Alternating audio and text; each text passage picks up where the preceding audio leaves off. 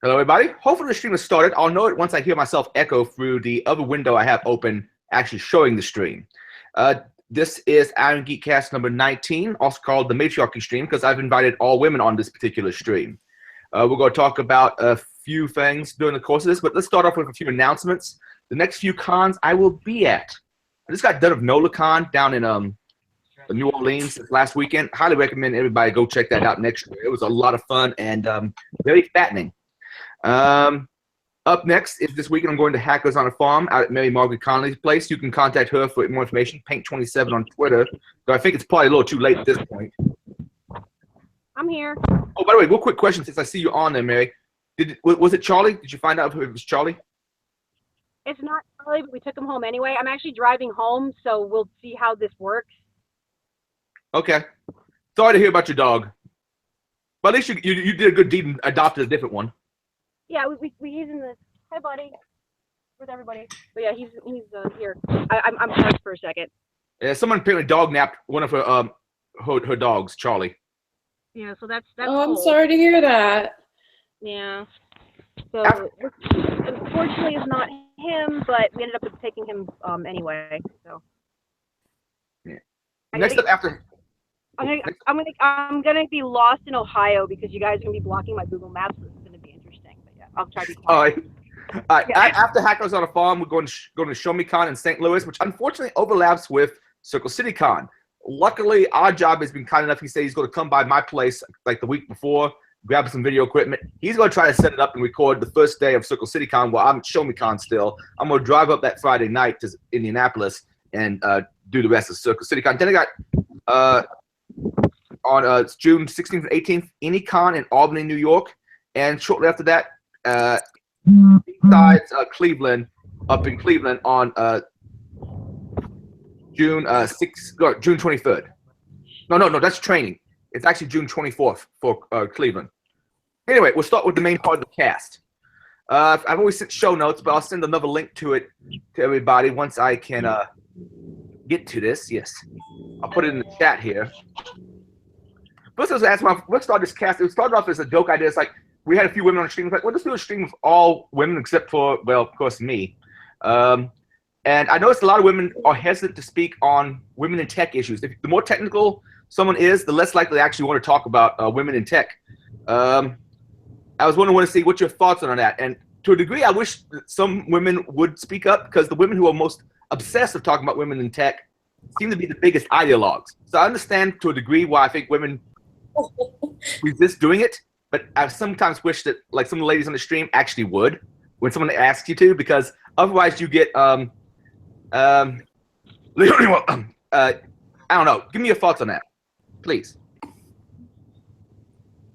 Well, I'll start off, and I typically do, as I'm here, actually, I do accept when asked, but it's generally been my theory, though there are women who actually are subject matter experts on women in tech, like Tara Wheeler actually wrote a book on it, in fact, and would be, an ideal speaker about that. I personally can really only speak to my own experiences and experiences of, other women that they've shared with me. So I don't consider myself an expert in women in tech, and thus, would say that I'm not really qualified to do a talk on women in tech, and that's why I generally I personally, and I know a lot of other women who are have a technical expertise, would feel more comfortable talking about something that they are more proficient in, have more of a skill set in,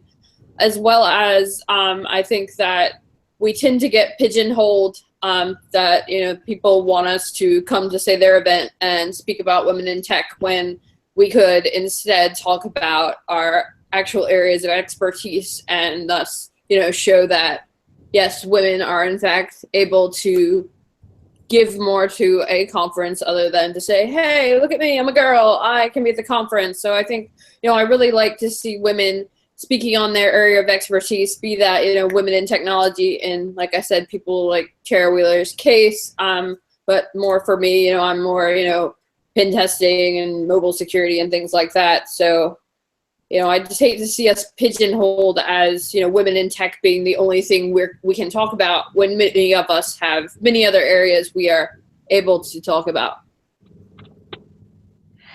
This is Bat, and I want to chime in and add to that. I think another part of it is that as well-meaning as folks seem to be when they invite women to speak on panels or speak at events, it really feels or can feel condescending, like, look what wonderful things we're doing in spite of being women. And that's just not really, if you want me to come and talk about DevOps because it's a DevOps panel and I happen to be the only woman, that's okay. But I don't think that as well-meaning as folks may be, it comes off a bit condescending.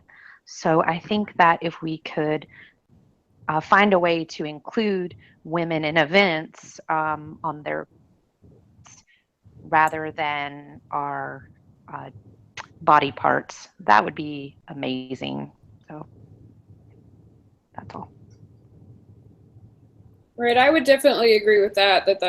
I think that there's been a lot of flack that conferences have gotten about being, all male or all white men, even that, diversity this and diversity that. And, kind of the downside of the pushback from that has been that now conferences, a lot of them want to say, well, look how much diversity we have. And, they're specifically choosing token women, whereas, I know that I and many other women are, quite proficient and can, compete with the boys in the CFPs for quality of submission and have every right to be on these stages speaking about their areas of expertise. So yes, I see that as well, that it comes off as, hey, we need a girl. Can you fill in the girl slot? Whereas, I know there are many women in security who could fill in any slot, not just the one that has been put aside for the token woman.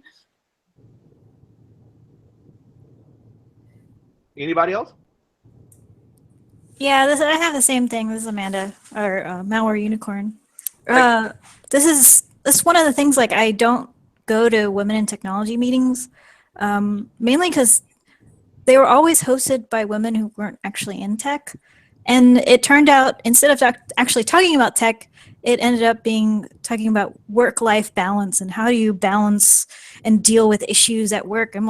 I'm not here to talk about this stuff. I want to talk about tech. Let's talk about malware. Let's talk about cybersecurity. Let's talk about current events. So it's kind of a big turnoff when you make the whole subject around just the identity of being a woman rather than the actual work. So I think that's the big turnoff when getting to speak at some of these events. I don't know. That's just how I see it.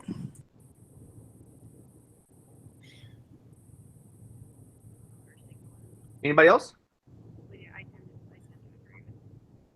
Because next up, I want to talk about people's projects, what you all got going on. I know now, if Amanda had been on, I'd be bringing up her book, which they came out. I know that Georgia, you're working on a second edition for your pen testing book, correct? Oh, I might be. This is Georgia. I guess I should probably say, this is Georgia, and I did write the penetration testing, a hands-on introduction to hacking, which I've been very fortunate that it has been well received and has helped many people, from the feedback I've gotten, get their OSCP, get started in security, etc. And, I have been approached several times now by the publisher trying to, get me to do a second edition, which I am interested in doing, but, there is a lot of, time and, money involved in getting another edition done. So, it's possible that there will be a second edition of the book, but, books, even if I did start today, books take time. So I'm also lucky in the pen test field that, much of what we're looking at is outdated stuff anyway. I mean, those of you who are in pen testing, it's we're still seeing the same old stuff, bad passwords, missing patches, old JBalls, all this. So luckily the subject does hold up well to the test of time. There's a lot of, the tools may have updated, the state of the art may have updated.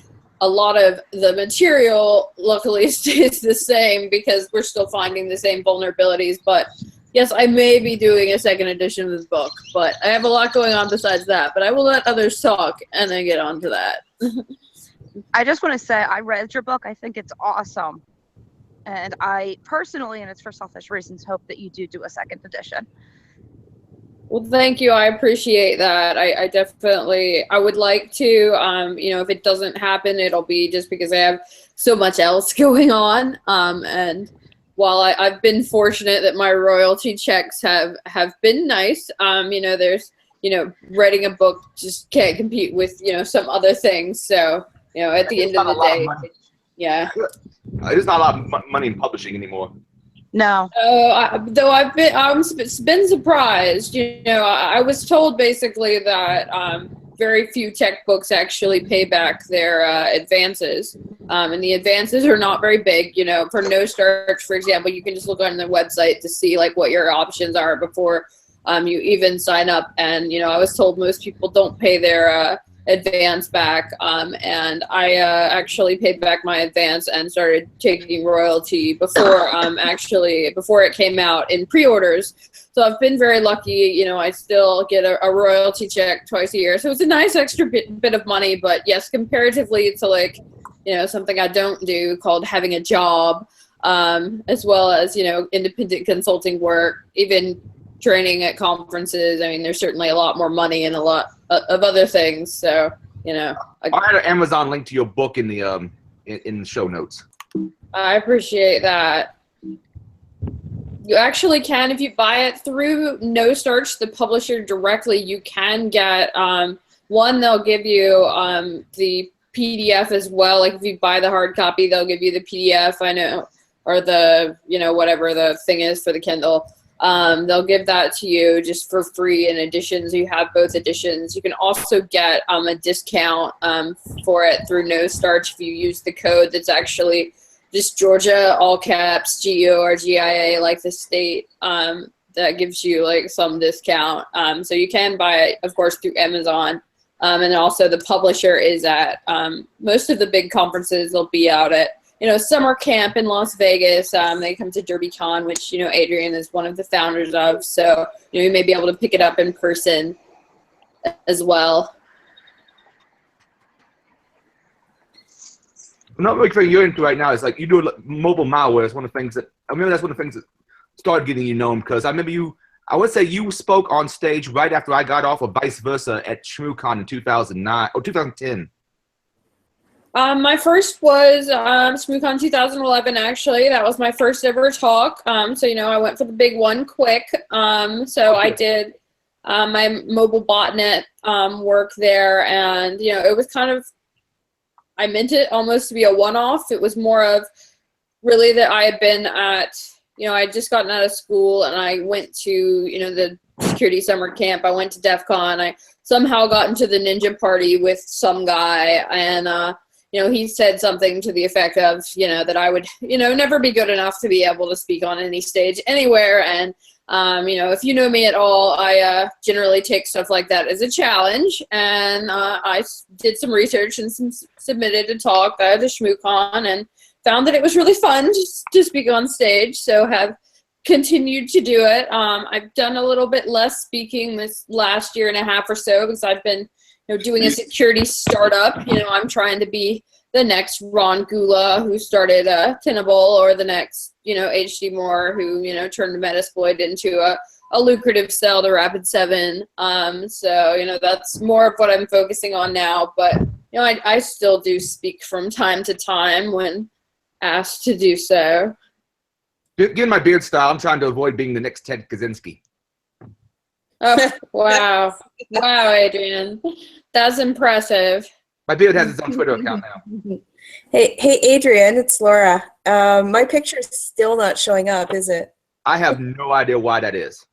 I know, me neither. I've just reloaded it. It just won't work. I'm not allowed to be here, guys. Nope. I'm the black block at the end. Well, maybe since I got 2 malware experts on here at least. I don't know, but everybody else's research interests. And I know you do mostly mobile, but I'm pretty sure you have some background on the other stuff that's going on right now, Georgia. What's up with WannaCry and the state of malware out there? Well, WannaCry in particular is, I like to call it like, the easiest piece of ransomware ever written, because the exploit that they're using is the one that everybody's calling the new MSO 8067. I guess it's MS 1710. Eternal Blue, which was part of the Shadow Brokers dump. So the code is out there. It's public. So basically you could take that code, put an old ransomware payload that you got off of, some other dump, put them, now you've got your ransomware. So it was, probably the easiest piece of ransomware ever created, because all of the work was already done for you. So I was surprised that it took as long as it did for someone to do something like that with it, because, it's code that was out there, and, we all see, those of us who do pen testing, there's still a good deal of, older boxes like XP in 2000 that, in a lot of cases are embedded. So it would cost, replacing a multi-million-dollar device in order to, up that. Or in some cases, the vendor doesn't even provide, an updated version. So, we give people a lot of flack for not updating, but in a lot of cases, with embedded stuff, they just can't. That it's a device that does not get updates, and it would be extremely expensive, if not impossible, to replace it. So, they knew, the people who wrote this ransomware, knew, one, that there were going to be, a lot of unpatched victims with older versions, which Microsoft did put out patches once this ransomware came out, which, kudos to them that they did put out patches for older versions that are not currently, getting patches. So that was great on them to provide those people patches. And of course, as we know, even people on later editions of Windows that did already have a patch, after the Shadow Brokers leak, many people don't patch.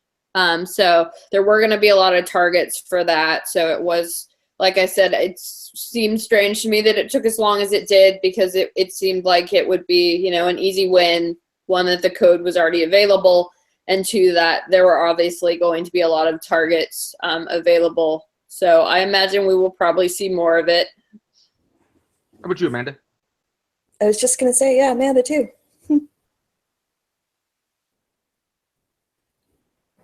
Amanda! Okay, sorry. I don't know if there's more Amandas here. I think you're the only one right now. Yeah, that malware was actually pretty surprising when I reversed it. I was just like, why isn't there any obfuscation? Why are the strings ASCII? I was like, this is just really tedious, but it was so basic. I was like, girl, you're basic. No, but after looking at the SMB exploits, it was pretty apparent, it was straight from Eternal Blue and Double Pulsar. I wasn't really shocked that, it was almost exactly the same. So I feel like, 2 authors here, one is the ransomware author, one is the SMB exploit author, just all smashed together and then deployed. But I can't say anything about like the threat intel stuff, because I'm not a threat intel person. But it was like, I don't know, it was a shitty piece of ransomware. I can't say anything else. Right. It was basically, copy paste from, well, let's take Eternal Blue, which is public, the dumps out there on GitHub, and let's take, any other piece of ransomware ever and pop the two together. Like you said, no obfuscation or anything. They didn't even really try. And, they were, pretty, they got to be on the news. Isn't that what we really want in the end? Yeah, I wonder about the quality of some malware, because I've actually heard of some malware that seems very professional. Like there's even like in-user support for people who license it. That's true. There are some malware authors that provide licenses to botnets or malware packages or kits, but you would probably refer to someone who follows the dark web a lot. I wouldn't say, I particularly don't care for some of the licensing features. I mean, it's just like pre-built. It's pretty obvious to track those things because the malware looks pretty darn similar. But when it comes to like exploit kits, you know, that people are making money off selling those, so of course they're gonna put in the effort to make it hard to detect. Right. I mean, it's a whole, you know, different marketplace out there. And, you know, as someone who is currently, you know, building pro tools myself and having to deal with things like licensing and user support, I totally feel for them. But I mean, it's definitely, I mean, there's a market around it that, you know, you either don't have the time, the money, the skill set to build your own, you know, exploit kit, botnet, whatever, that, you know, people will, you know, build exploit kits and botnets and then, you know, let people, you know, license them. You buy it as, you know, any other product that you might buy, you know, for your nefarious needs. Yeah, you can even go on YouTube and see like demos of ransomware kits or botnet kits. Like they try to make it look semi-professional, semi-decent. You know, maybe that's their business, but if you're gonna hide, if you're a malware author and you're gonna hide your work from the people that are using it, I would think you would take a lot of steps to make your code very anonymous. Well, you would hope so. Well, I guess we would hope that they would not, but if you were one of those people, you would certainly hope that they would take the time. Yeah.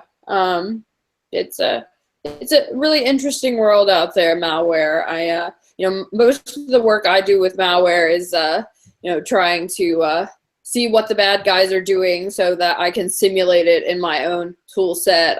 You know, what I'm doing right now is really trying to give, you know, enterprises the way to simulate attacks around mobile, around IoT. So looking at what, you know, the bad guys are doing in these areas, seeing, you know, what the state of the art is and making it so that, you know, we can simulate it in a controlled way. Is very paramount to what I'm doing. So, I mean, I look at a lot of malware, you know, for that reason. So, you know, I always joke and say when this startup thing is over, maybe I'll just go be a malware analyst because, you know, I'm one of those weird people who just loves to spend all my time in front of IDA Pro. Yeah, I'm still at work now, and I'm doing that right now. Just love it. I don't know why, but just like reverse engineering stuff, it's just like such fun for me. Can we go back to a quick thing you said earlier, Georgia? You mentioned like, hey, it made the news. Isn't that what we all want? I'm curious, like, do you think that kind of detracts from some of the other bigger things that are going on that aren't WannaCry when everybody's now focusing on that? Have you seen that become problems?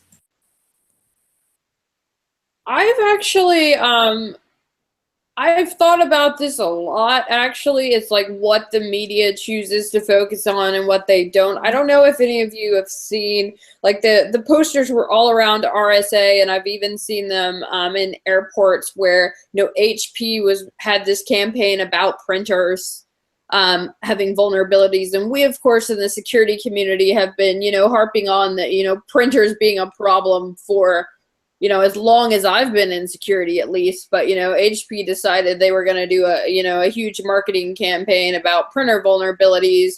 And, you know, another example is when, you know, the JBoss vulnerabilities that, again, we've all been using on pen tests since forever, was all over the news. And, you know, I do a lot of media stuff, and I try and talk to news people about why they pick the stories that they do. But by and large, I mean, most of the media people, I mean, you get people, you know, like Dark Reading or Krebs on security who are very technical. But by and large, you know, you're getting people who, you know, wouldn't know the difference anyway. So they're not, you know, in the weeds. But I think that what does get picked up by the media oftentimes is, one, it seems completely random. And two, it does, I think, you know, miss out on a lot of, you know, things that would be a lot more important to the end user. Like, for instance, you know, not that I'm bitter or anything, but the 60 Minutes special that was done on on mobile a couple of years back. They shot it at DEF CON. I was supposed to be in it, but I didn't end up being in it. But they focused almost exclusively on the SS7 vulnerabilities in the cell towers, then the ether, breaking into the actual infrastructure of mobile networks. So that was basically what they talked about. But the takeaway from that to an end user, so what do you say, at the end of your, oh, wow, we took over the senator's cell phone, the takeaway to the end user can only be, don't use mobile devices. And it's like, yeah, right, you can't not use mobile devices. So I'd really like to see, by and large, the media focus more on things that, people can have a takeaway, that the end user of a television show is not probably going to be very technical. They're not going to understand missing SMB patches. So, I mean, even if we have to talk about something like phishing, just being able to say these are the steps that you can take to protect yourself. I'd really like to see the media focus more on things that, are stuff that people can help themselves with, rather than, this is how you break into the cell network and there's nothing you can do about it until the cell network decides to fix it, which all these years later, they still haven't. So, the media is a whole different monster in and of itself. Okay, but what can you really say other than be careful what you install on your phone as far as mobile malware is concerned? Most of the time, when people are getting into phones, it's usually not because of some unpatched thing necessarily. Isn't usually because they use applications or request permissions or just ridiculous. Right. A lot of it is that people are installing applications that are malicious. I mean, there are a fair number of client-side vulnerabilities in mobile devices. I've always heard of WebKit. The big joke around WebKit is that it's a remote shell with that happens to have a rendering engine in it. So there are some known and public and unpublic vulnerabilities through client side. So getting people to click on links. Certainly, your traditional harvester type, give me your credentials for phishing, and there's a lot of different attack vectors for it that people who may be very up on, don't click on links in emails, hover over the link to make sure it's going to the right place, and all that stuff. That doesn't really translate to, say, you got a text message, or you got a Bluetooth request, or you had to scan a QR code, or you got a message via Twitter direct message or WhatsApp. So I think that, social engineering, I've always been so anti-social engineering. I actually used to even make jokes about it on stage that, people who talk about social engineering aren't real hackers. But, I've seen statistics up to 98% of enterprise breaches starting with social engineering. So, mobile opens up a lot of new vectors for that it's not just email anymore. It's all these other communication methods, everything from a malicious cell tower to a text message to a message on WhatsApp. Yes, absolutely, people installing applications. And I think, Apple actually kicked off a lot of security applications off of their store because they realized what, many of us realize, that, antivirus and things like that in mobile, in a lot of cases, are really only able to say whether they themselves are malware. That it's really up to the vendors of the devices to provide that security.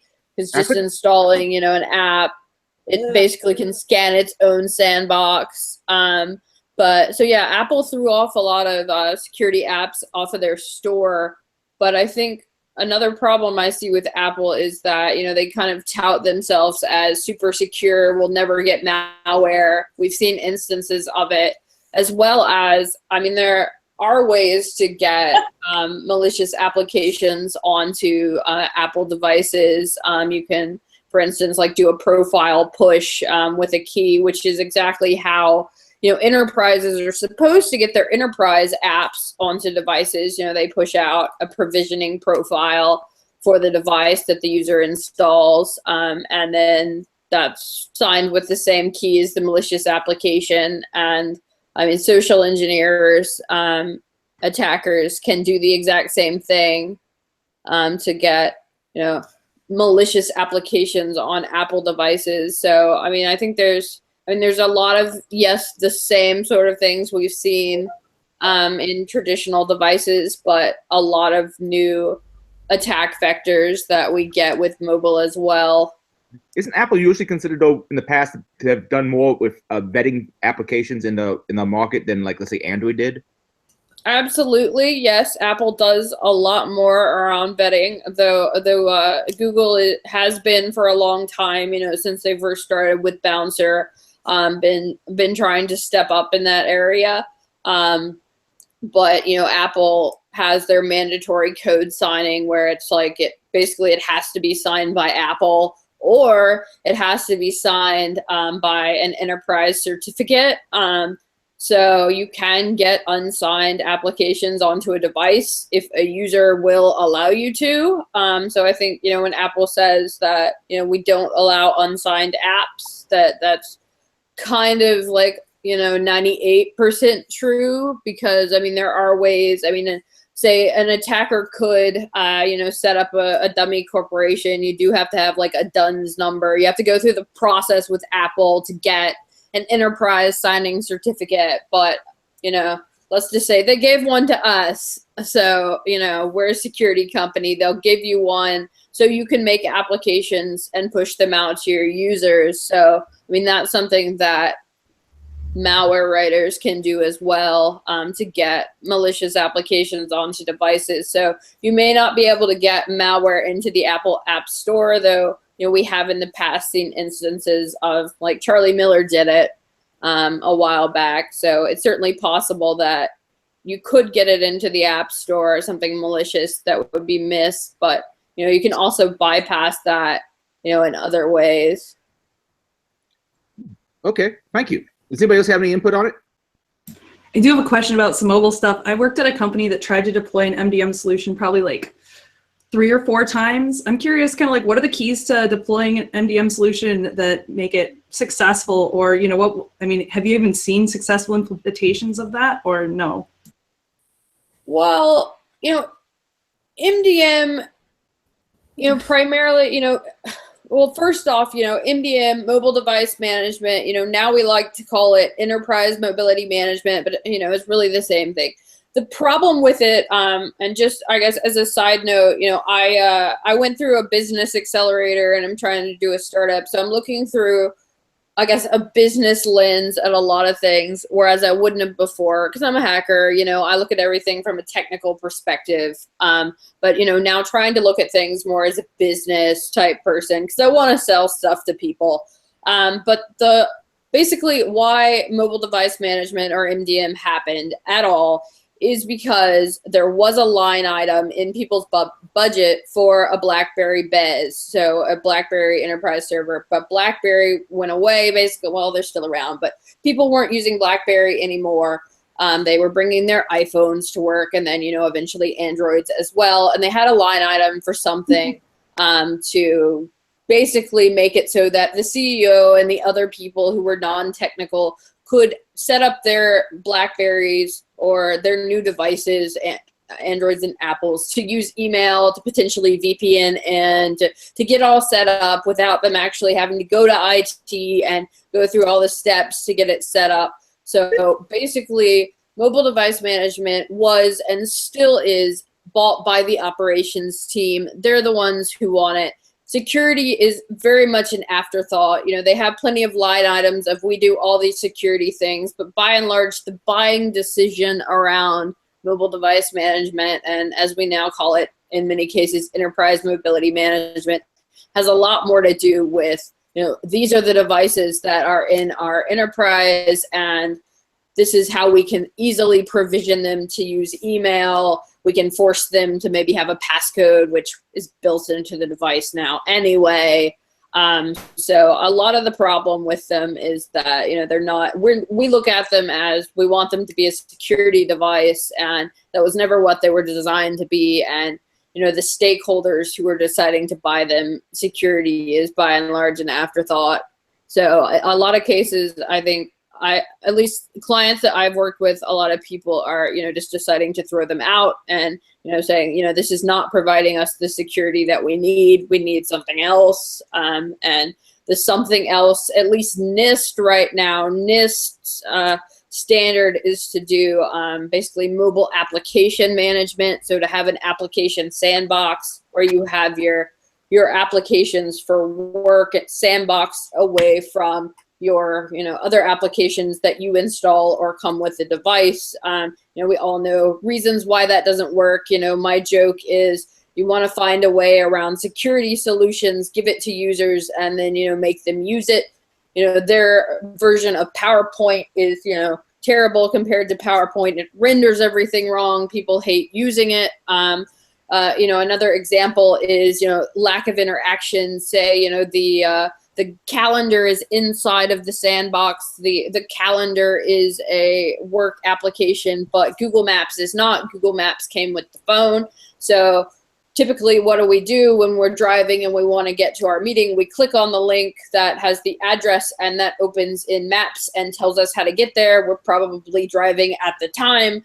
And those two apps are not able to communicate because one is in the sandbox and one is not. So, again, it becomes a business decision that the CEO and the other, big stakeholders who can say this sucks, say we don't like it and we throw it out.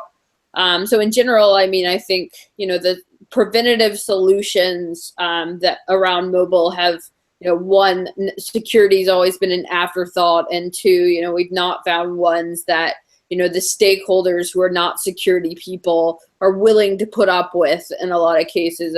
Security that makes doing people's jobs hard, it doesn't tend to stick around very long because people don't want to use it, and security pretty low on the totem pole in most organizations on getting to make buying decisions, unfortunately. Okay. Malware, Unicorn, or anybody else have anything to say? Miss Bats? Oh, we're way out of my realm on mobile device management. You do a lot of blue team and network design stuff, right?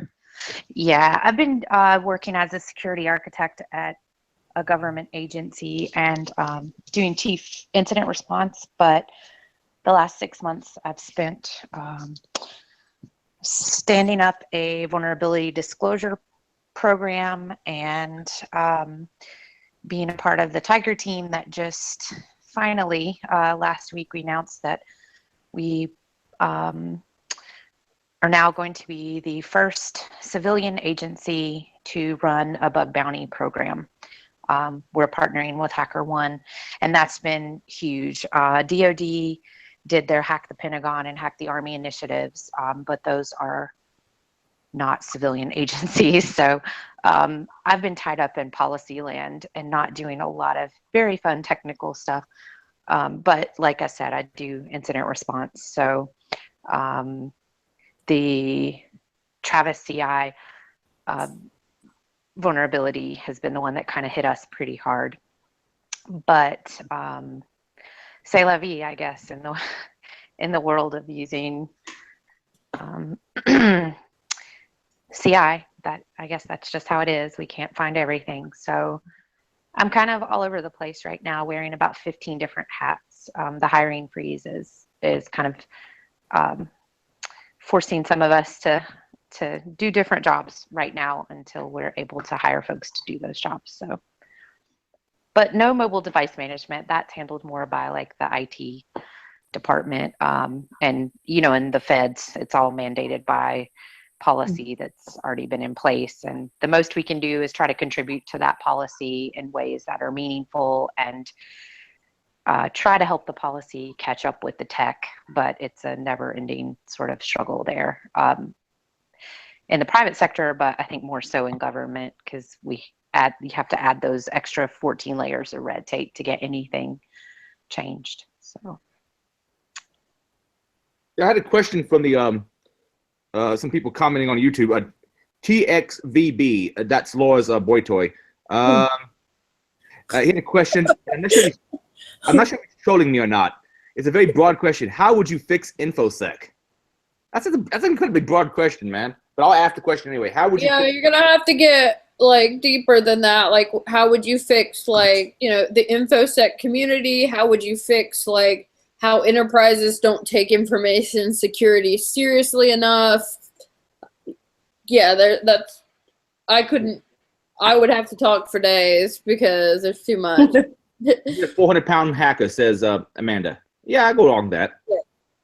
I think we have plenty of 400-pound hackers. That's Georgia also makes a good point. We're not exactly. Yeah, we have very thin hackers. We have medium-sized hackers. We have overweight hackers. We have lots of diversity in that area as I go to. Hacker to fit all sizes. Yeah, there's certainly a lot there. I see a lot of overlap in people who are hackers and people who are very big into being very big on like dieting and exercising. And then on the opposite side, you've got people like me who just sit in the chair all day and look at my Ida Pro and eat whatever is put in front of me. I generally at this point actually steal food from the accelerator that I went to, so and find people to feed me. I go to the gym a lot, but I also don't control what I eat and drink very well. So I've working from home has made me balloon up a little bit over the last few years. But I promise after this weekend I'll be better. Really, I will. Well, I hear that a lot, and that was true when I first started working from home. I quickly noticed that though I didn't feel like when I worked at a job, the act of going to work actually was much exercise. I found that I quickly gained weight, and I've heard that from a lot of people as well. That you have the freshman 15 when you go to college. I guess you get the work from home 15 or so when you first begin working from home. That it is typical to gain weight, from my understanding.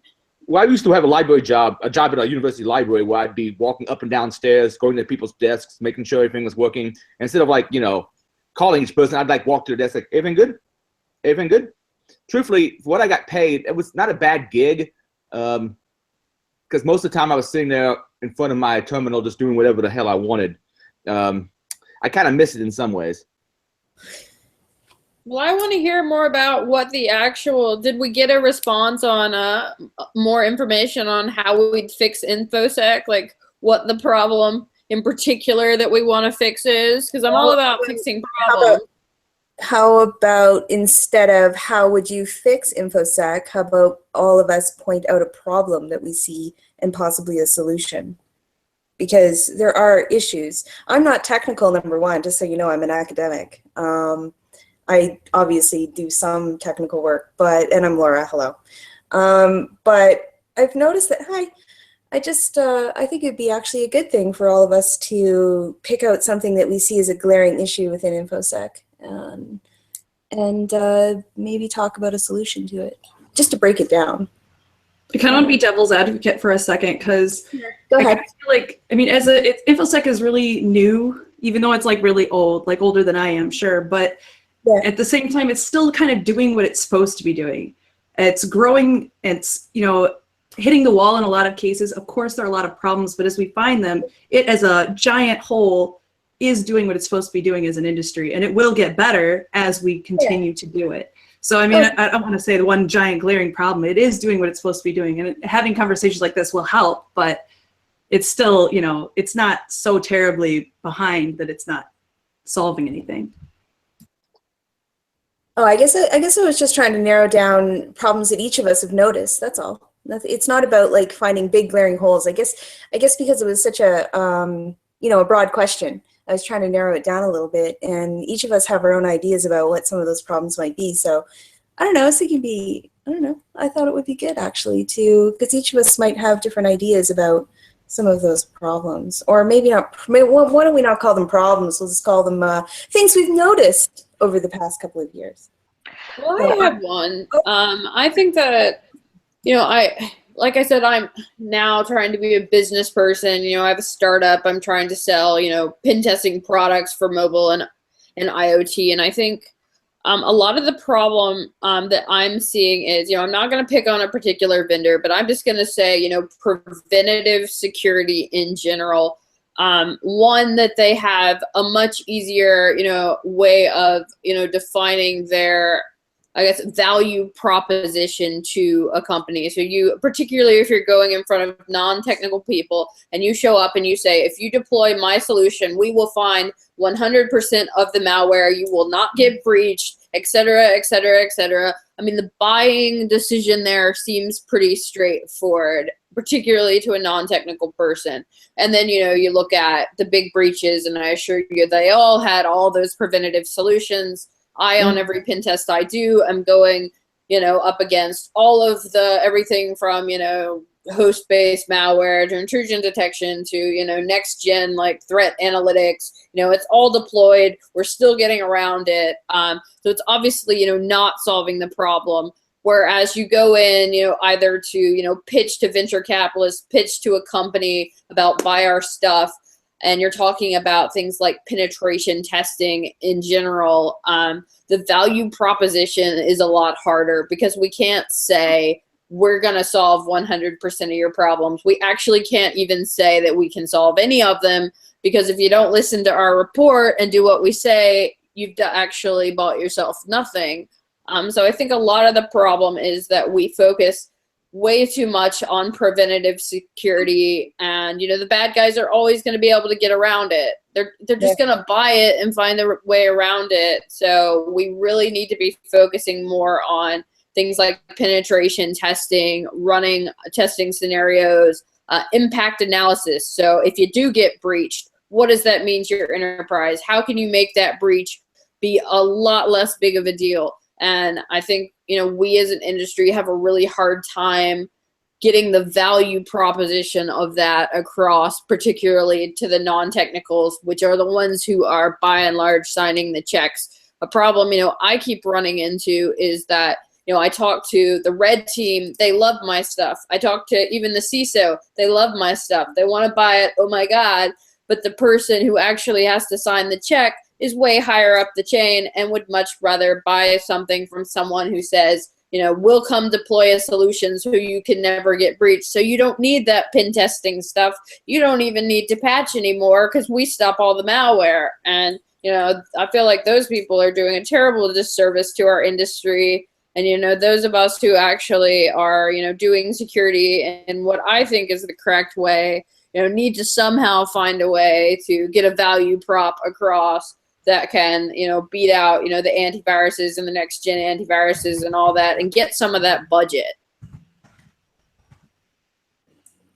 Yeah, I don't know. I have a different perspective on the whole InfoSec security problem. Like, I think, with the history that we have with coding and operating systems, it's every different developer, the human is actually coding, right? So you're building on top of code upon others' code that may have not been looked, and it's being looked manually, right? Now we're seeing that there's a lot of companies that provide code review and all that stuff. If you think about all the Google Project Zero releases, it all comes down to checking if the buffer is correct, right? If the buffer size is right.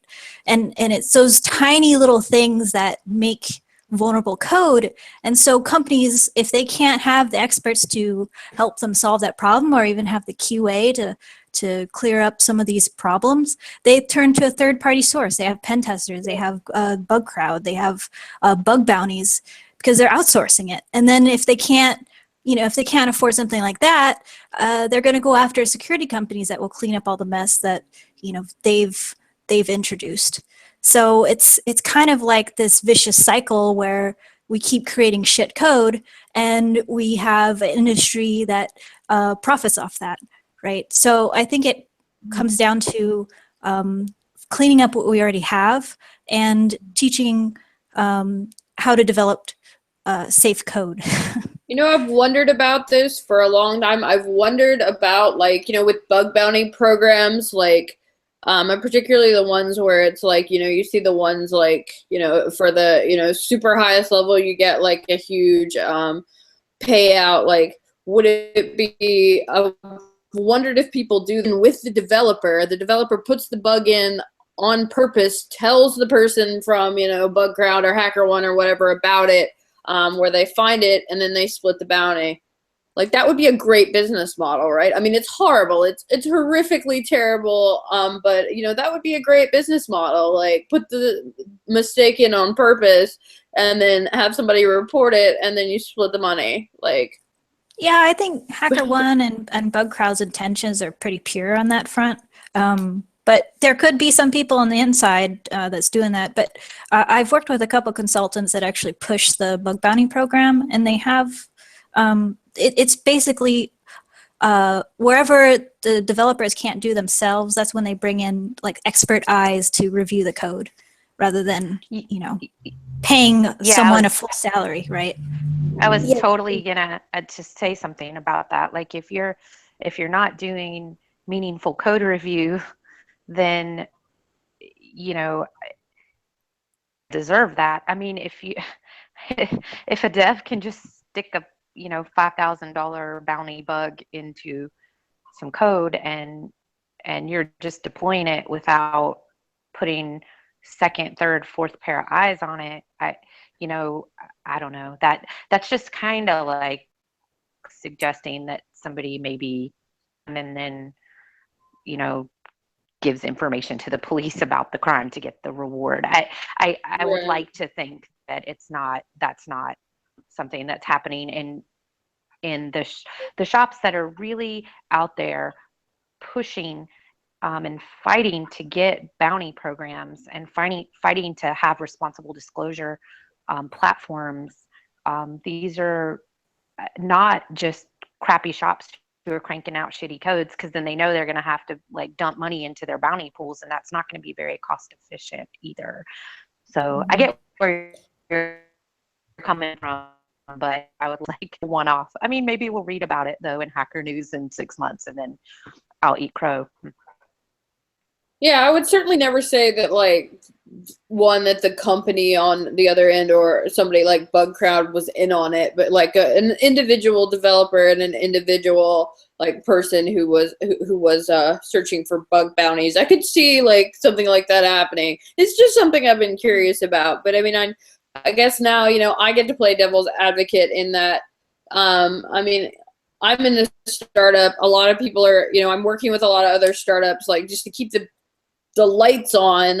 It's like, I'm like, let me pen test your stuff for like almost free. But it's like, when you've got so much going on, you've got so little budget, particularly, with startups, it's a lot of times, I mean, there is no budget for security. And I mean, going with like Project Zero kind of stuff, at this point, I kind of just think Tavis can hack anything. I mean, forget about it.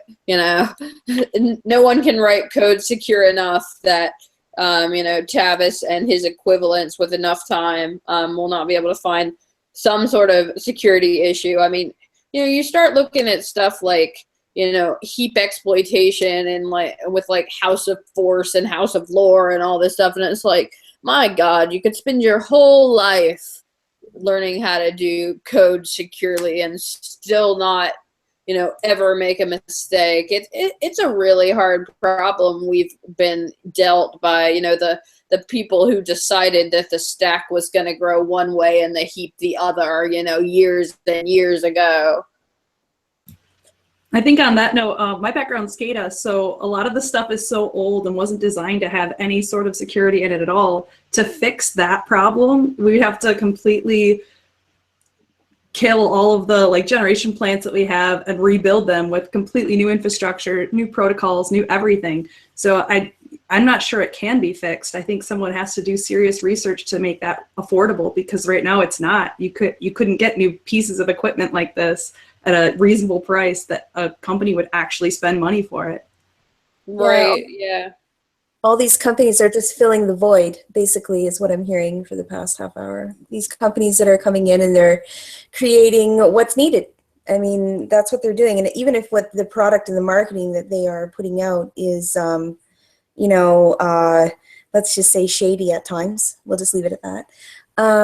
They're still filling a void, and they're still getting work, and they're still getting paid, which is causing problems for people who, one, probably know what they're doing more, and two, I mean, I think I've talked about this with a few people, but basically simplifying some of the stuff that's floating around out there. There's so much of it, and as a person who, like, you know, I'm not very technical like most of you ladies, but I find it very confusing, all of it, and I couldn't even imagine being a person trying to bring in a vendor or you know, to fix something. There's so much information out there. I just wish there was a way for the scammers to drop off the map, and there's so much of that. Yeah, so on that note, I was just curious about something. What do you guys think about insurance companies being a fix for InfoSec in the long run in terms of creating, yeah, I know, I saw that face, Kat. But I mean, in terms of, like, you know, they are going to start making policies and requirements for things that InfoSec was just going to have to adhere to. Because if that world doesn't get married a little better, so people like you guys in InfoSec working with insurance firms, they're going to start working with people to make things beneficial for them, but not for everybody. So what do you guys think about that? What do you think about the future of insurance? Sounds like NERC to me. I don't know. It sounds like, you know, you're going to start having rules that only people will do whatever to meet that rule alone, and then completely disregard everything out of scope. And that's terrifying for everything else. The same I think thing there's like two with sides of the PI, spectrum. everything else. You meet a certain standard. I have to have to do independent consulting or to subcontract for people, like, you know, I have to have like errors and omission insurance in case somebody sues me for my pen test sucking or something. But yeah, I know that, like, there's a push for, and this is, you know, getting out of my realm of expertise, that getting like breach insurance, but then like you'd have to meet, you know, like a certain, like if you didn't get a pen test, you didn't do your due diligence, then they wouldn't pay. Like the same way, you know, if your house burns down but you were smoking in bed, like they won't pay. So I guess I'm just wondering, Amanda, you were going to say something as well? Yeah, I mean, it's two spectrums, right? You know, doctors, they have insurance in case they get sued by their patients. I think it's the same thing with like payment processing companies. You know, they have to deal with litigation. They have to deal with all the paybacks to customers that have their money stolen. I think it's just loops into one big insurance for them. Yeah, if it starts to become regulated, then people are going to hack the system. They're going to try to take advantage of it. But if you don't have anything at all, you could go out of business, and that's the thing. Yeah, that's what I was trying to wondering.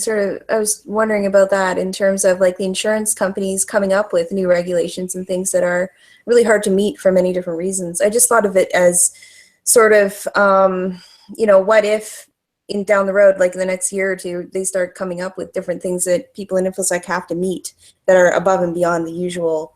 I mean, we know about compliance, right? I mean, that exists, but I just started thinking more and more about how insurance firms are going to want to get in on this game and have some more control over what is required. So I was just thinking about that.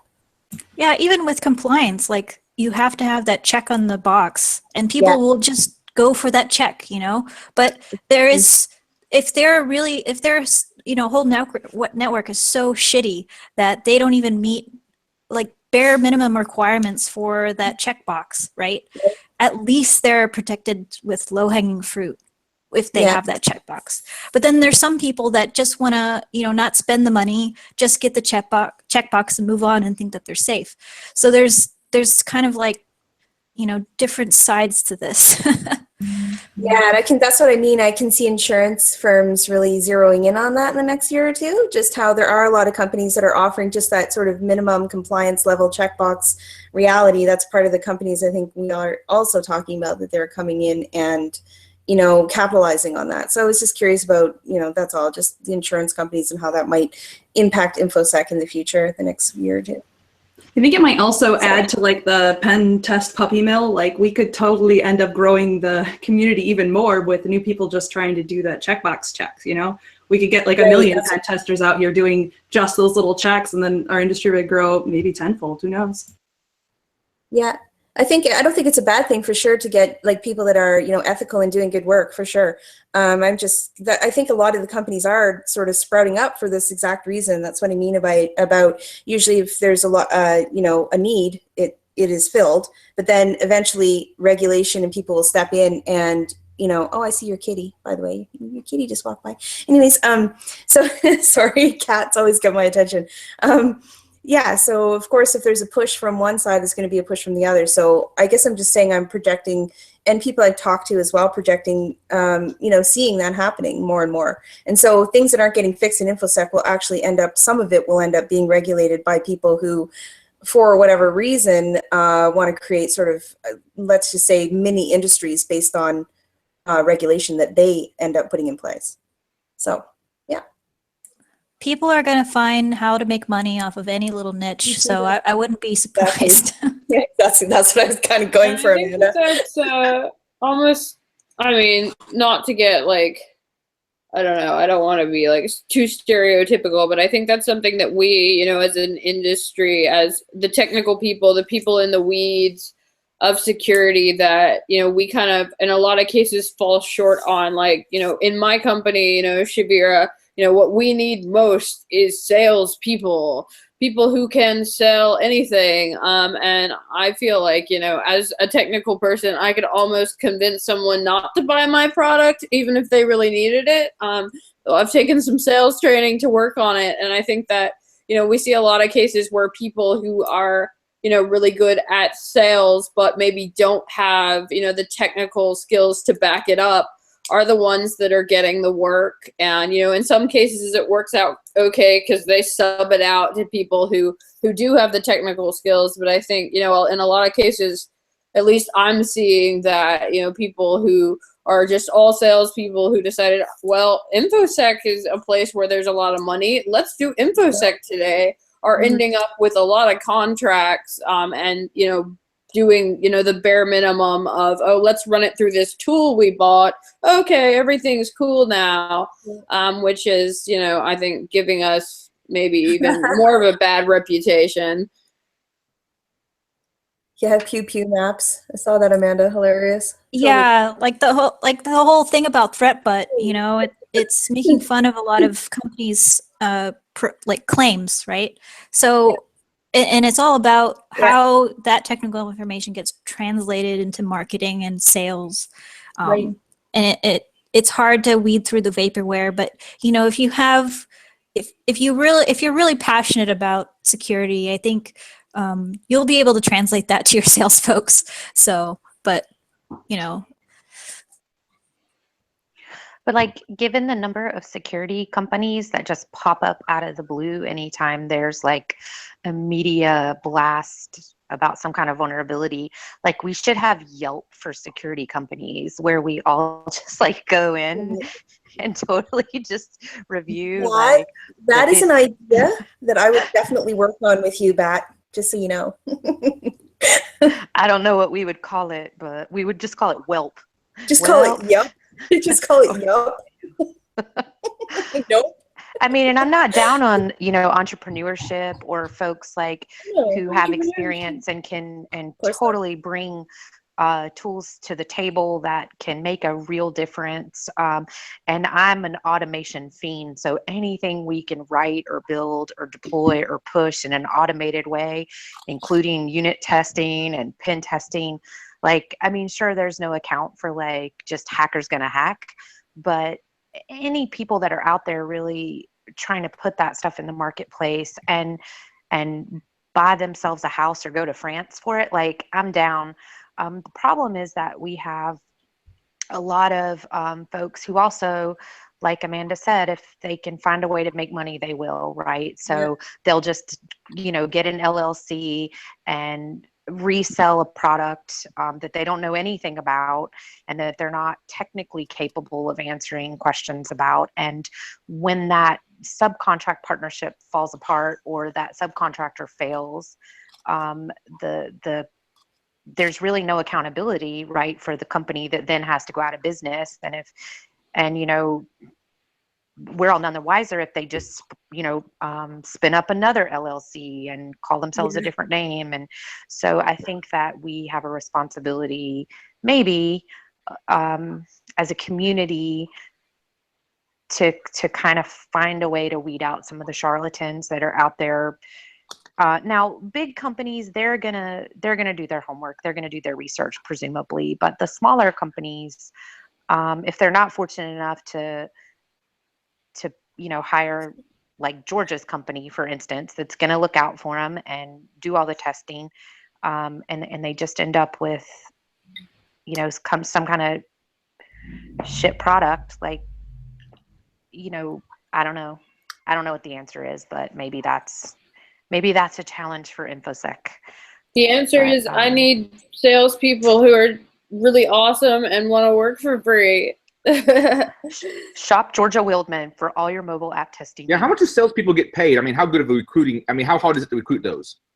Well, it depends. I mean, some of them will work on commission, which is really helpful at my stage, as an early stage entrepreneur where, I really need to get, product market fit, where it's more than making money on my product at this point. It's tell me what you like and don't like and what features you'd like to see to make my product better.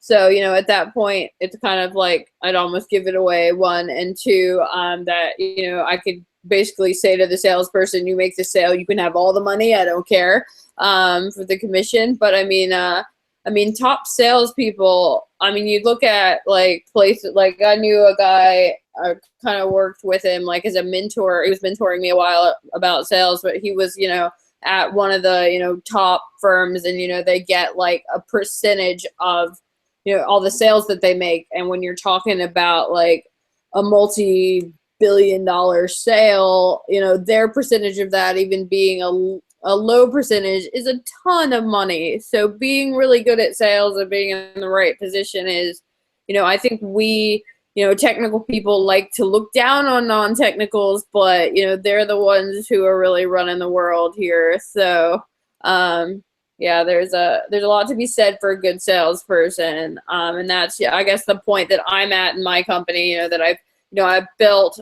we've got a product built, it's got the pro features like licensing and GUI and stuff. And now it's just a matter of, getting, the meetings, and we've gotten some good meetings with, some top players like, Admiral Blair from, he used to be the director of national intelligence, did a reference pilot with us. And so I can say it, that's what reference pilot means. I can actually, for once, which you never get to say in pen testing who your clients are, but Admiral Blair's think tank did a pilot with us and said that, that our mobile testing technology was awesome, or, whatever the quote is. I'd have to look it up. But, that's kind of where we're at, is that, getting it, in the hands of the right people, using it, giving us feedback. So, we can make the next big thing that actually solves your mobile problems. But I think it's a real problem that, a lot of us that are very technical, that have the answers, that have the skill set about how to make security better,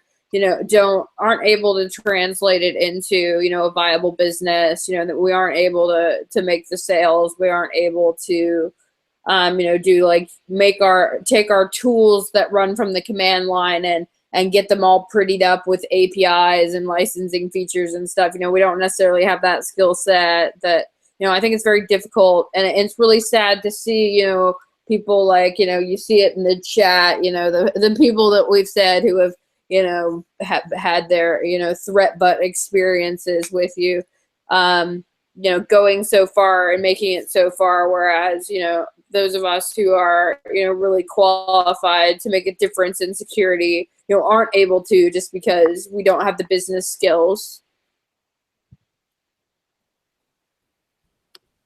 Yeah, I would not be any good at sales. What was that? I would not be any good at sales. I like doing the technical side of it. I hate the report writing. I don't know. I'm working on making enough money to eventually retire early. That's my game plan. Right. Yeah, I'm working on the sales. I'm trying to learn sales, but really I'm just, getting people to help me with the sales side, because that's really what we want. So I guess a shout out, anybody wants to try out a mobile security testing product and just give me feedback on it, I'd be glad to give. There is a community edition, but I'd be glad to give you a free trial license of the professional edition if you're interested in trying it out and giving me feedback. So yeah, I like giving feedback. What? I said I like. Which one? Him? Go for it. I was gonna say, if you tweet it out, I'll retweet it. Yeah, do that. Okay, yeah, I have tweeted it a couple times, but I will do that. Yeah, I'd love to, particularly people from the community. I mean, ultimately, I'm selling to the enterprise, but enterprises have red teams, and consulting companies would use it as well. So I mean, any feedback from anybody about just what you like about it, what you don't like, what you'd really like to see, because I'm me, and my decisions may not be the decisions that are right for the ultimate product. So that's where I'm at. I should have just after I got my DARPA cyber fast track, just gotten a job and just, I don't know, I guess I'd probably work at Trusted Sec now, as funny as that is, right? But that'd probably be what would happen. Explain why that's funny. I guess it's funny because like all of like the people who were like in my, I guess, group of people now work at Trusted Sec, except me, because I went out on my own. So I'd be probably, well, if Trusted Sec would have me, if I had not gone out on my own, I imagine I would be at Trusted Sec. Well, I probably would have been at Accuvant, and then when Accuvant merged with Optiv, I would have, been part of the exodus and hopefully got picked up by Trusted Sec. But, I went off on my own, for better or for worse. Someone made a point, Dan Cloak made a point, no offense to anyone, but insurance is supposed to be risk dispersal, not remedy. So let's not make the mistake of others and put it in the remedy category. Could you just have one more time? Yeah, can you repeat that? Oh, Dan Cloak said, this is in the YouTube chat, as opposed to the chat you see in the Hangout. I wish they could combine them. No offense to anyone, but insurance is supposed to be risk dispersal, not remedy. So let's not make the mistake of others and put it in this remedy category. I don't know if anybody's really putting it in the remedy category. Business sense is kind of a remedy, but it's not a security remedy, definitely. Well, like I said, I just have arrows in emission insurance because people make me, like when I subcontract for them, and a lot of times just when I'm like directly working and consulting for people, they make me have errors in emission. I've never gotten sued. No one's ever been unhappy with my pen test before, but I know that like for businesses, for breach insurance, that's a whole different animal that I'm not as, up to date on. I know Lloyd's of London is offering it and stuff, but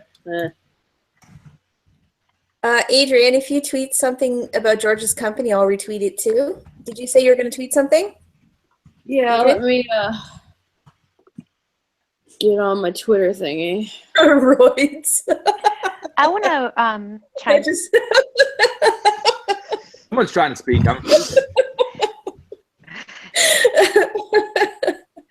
Well, that happened. What happened? Lloyd's of London. Roids. What happened? What? I misheard you. I'm sorry. I thought you said Roids of London. What did you say? Lloyd's of London. Lloyd's of London. Basically, there's a lot of like providers of security. Same thing, really, Roids. But, I think they all pretty much go back to the bank. Lloyd's of London is basically underwriting all of them. That they're like the main insurance provider in the end, like regardless of who you're getting your policy from. I think Lloyd's of London is like the ultimate back end. But yes, Lloyd's of London is pretty funny. I'll have to share that one around the office. I'd like to, it's bad. I want to just kind of piggyback on George's spiel to get like salespeople, but kind of bring it back around to like a challenge in InfoSec as a whole, as a community, as a profession.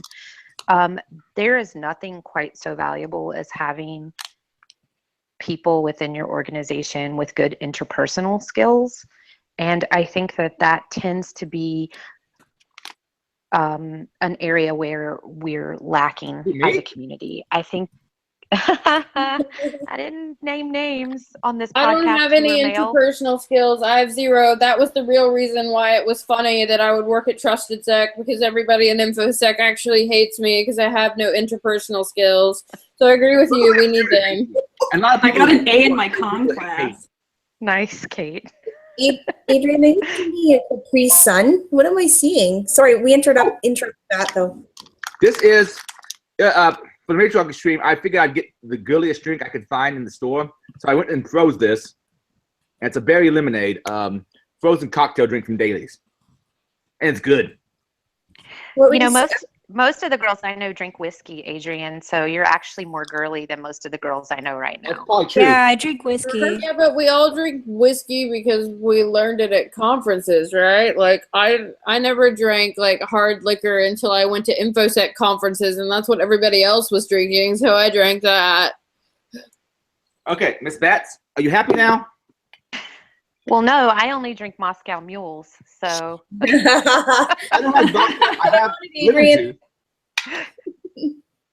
juice.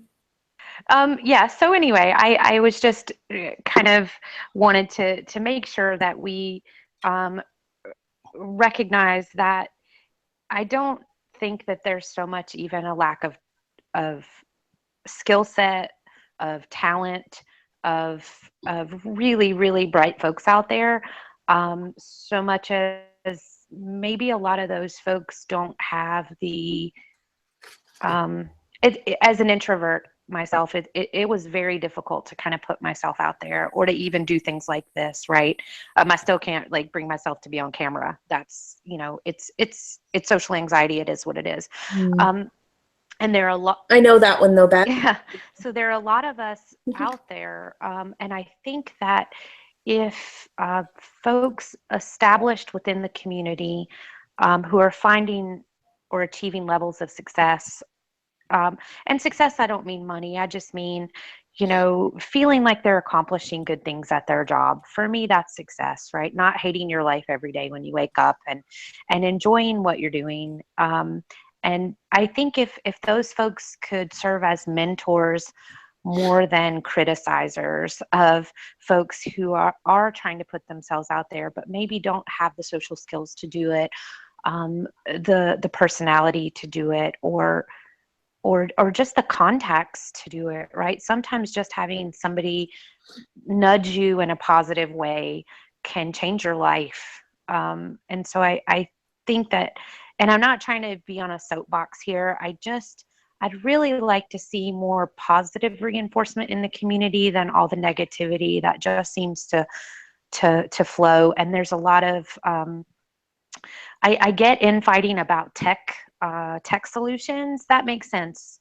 We're all smart people. We all want to like champion our technical causes. But I think that if we could be more welcoming as a community, I think that would solve a lot of the problems that we have with diversity. Even, you know, if we want to bring it back around to this is a women, you know, podcast.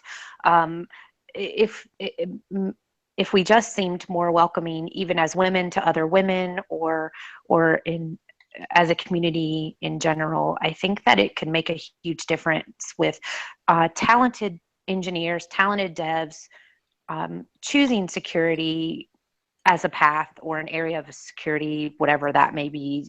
They want to do compliance or pen testing or coding or baked in security. I love those folks, right? Devs that just want to sit down and think about security from like the whiteboard stage. But why would anybody want to join a field that's so is seeped in this negativity that tends to kind of run rampant in conferences, on Twitter, on social media? I don't know. If there was a thing that I could fix tomorrow, and I could snap my fingers and make it better, all the tech stuff is great, but I think that if we could somehow just even acknowledge that there's a problem at the interpersonal level with our profession as a whole, I think that we could maybe start to make strides to making it better. I don't know. That's just, I'm an idealist though, so. If you don't mind me continuing to, I feel like I've like monopolized the conversation, but this is actually something very near and dear to me. As some people know, when my book was actually at the printers and about to come out, a certain person who will remain nameless told my publisher that, what? I'll call him Mangina. You don't have to, but go ahead and continue. said that that he was going to say my book was plagiarized and tried to stop it from being published. And you know, I you know, tried to explain to him that this is like 2 years of my life. And you know, he wrote some blog posts about how, you know, that I was using threats of suicide to which are still up, mind you, to, you know, get him to back down. And, you know, there have been, you know, other instances of people basically, you know, dogpiling people, you know, and, you know, I'm the first to admit I have crap social skills. It's something I struggle with today. But it is something that I work on. And I think that, you know, we do, you know, as an industry, you know, we like to, you know, drag people down. And, you know, I think that, where was I going with this? Sorry. Even after the book has been such a success, it was just such a terrible time in my life that, you know, so many people said that my career was over and my career was all that I had, and that I was going to lose my book and everything. And but as of now, you have more followers than that fucker. You actually have a book. I do. But what was interesting about it, but what was very interesting about it is that that his explanation for it was, I thought, very interesting and very thought-provoking, is that our whole industry is built upon finding flaws in other people's work, that we are, when we find bugs, we are saying that other people's work is bad, and thus that makes it okay to basically tell people that they're, you know, unworthy of being in this industry, that they're, and I think, I mean, I disagree absolutely, but I mean, that's a really hard point to argue with, that our entire industry is indeed built on, you know, finding mistakes that other people made and calling them out on it. There's ways you can do that better. The big problem is not so much the calling out the mistakes, it's the way they do it. They do it for self-aggrandizement, as opposed to like taking you aside, like in a DM or something, saying, "Hey, I found this particular flaw with your product or with your book or whatever." Just publishing it out there in the open, and the first thing you go is, that's not to actually solve a problem. That is to get self-aggrandizement. Right, which is, I think, a lot of the same problem we're seeing with some of the stuff with Project Zero, with people like Tavis who would rather, you know, put it out on Twitter rather than, you know, follow actually Project Zero's like 90-day thing that they have to get bugs fixed, because, you know, he wants more, you know, I don't know Tavis, I don't know what he wants, but I assume, you know, he wants, you know, more attention, and it, you know, it feels kind of the same, but that it's, I definitely agree that our community can be very unwelcoming, and you know, it certainly, you know, had its moments for me. And I mean, I know, Adrian, you also had some issues with the same individual in the past, and I think that we could all stand to be a little bit kinder to one another, and we could all stand to, you know, understand that, you know, that, I mean, a lot of the problems that I've had with people, not that person, but with other people, have been, you know, me putting my foot in my mouth, as, you know, people who don't have social skills generally do, and, you know, it going too far, and, you know, all I can do is apologize for, you know, not being perfect. And, you know, I can certainly see why people wouldn't want to be in this industry, because, I mean, there's been times where I certainly haven't wanted to be, but unfortunately this is the only thing I know how to do. So I definitely agree with you that we could definitely be more welcoming. I mean, especially with new people. I think that, I mean, there's a lot of, you know, get the fuck off noob kind of mentality, that, you know, you don't deserve to be here unless you know everything already, which, you know, a lot of this is hard. I mean, nobody picks up reverse engineering and magically can play it like Mozart could play the piano. I mean, it takes hard work. And see, and that's the thing I find the hardest. You know, people want to be inclusive with you know, diversity and all that, but, you know, they don't know. It's kind of like pregnancy, right? Like, you see them pregnant, you congratulate them, but they don't know how many times you got fucked to get there, right? So they don't know how hard you work to get to that position, how much time you spent researching, how much time you spent practicing.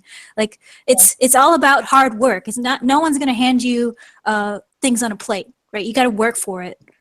Right, Yeah, and they don't know how much imposter syndrome you still have about it, that you still don't feel worthy, that you Well, I still was- feel in this just as bad community- as they do. Well, Georgia, I'm new. I'm trying to learn things, and it's interesting because I come from an academic background, so I'm a criminologist. And like the way we respond to differences in what I call science is basically we write a paper and we respond to it. So, and it's just basically trying to get to an approximation of the truth. When you're talking about how people build upon things, that actually just makes sense. That's how most things in the world works. And it's unfortunate that you went through that. I find that because I'm not as technical as other people, I'm also at times disregarded. So I'm just saying, as a noob on the far end of the spectrum, a real noob on this end, I totally know what you're talking about. I just wanted to add that it's it can be really frustrating because it kind of takes the wind out of your sails when someone just doesn't listen to you and disregards what you have to say just because you don't have expert level skills. It's hard, and I know all you guys have been there. I'm just letting you know I'm on that end still.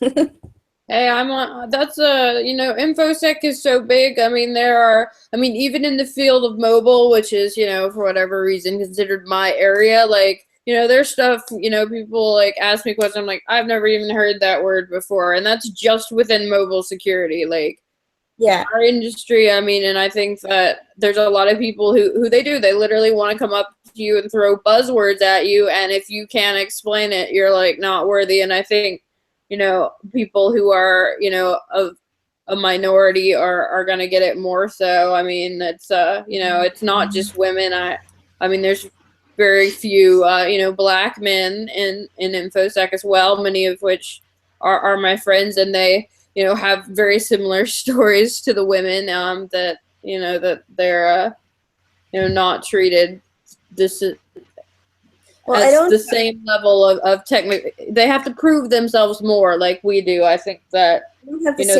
the same experience within criminology, and I do speaking at conferences in criminology, and I do speaking in front of large police audiences and things. I don't have the same experience as I do in InfoSec at all as a woman.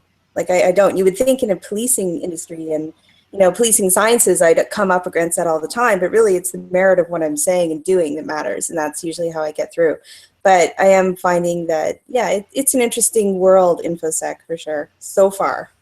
I would say also that it's weird because InfoSec is kind of like the most huggy, inclusive, whatever community that I even know of. It's like, sure I've been, that's a hug Actually, I understand that like all the social stuff like is pretty terrible. Like a lot of the people who lack in social skills are all together in one area, and that's fine. And a lot of the problems are, that's true in person.